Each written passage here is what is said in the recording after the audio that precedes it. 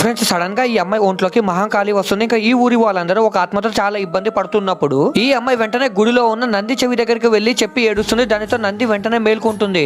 And పడి ఉన్న ఈ అమ్మాయి దగ్గరకు వెళ్తుందని చూడడానికి ఎలా కనిపిస్తుందంటే స్వయంగా శివుడు నందిని తన కోసం పంపించినట్టుగా అనిపిస్తుంది. ఇంకా నంది తన శక్తులతో ఈ అమ్మాయికి స్ప్రో వచ్చేలా చేస్తుంది. ఇంకప్పుడే ఈ ఆత్మ, నువ్వు నా నుండి ఈ ఊరిని కాపాడడానికి వచ్చావని నిన్ను ఈ నంది కాపాడింది, మరి ఈ ఊరి వాళ్ళందరినీ ఎవరు కాపాడతారు అని తన శక్తులతో ఆ ఊరి వాళ్ళందరినీ తన వశం చేసుకుంటాడు. ఇంకా అది చూసి ఈ అమ్మాయి చాలా అంటే చాలా బాధపడుతుంది.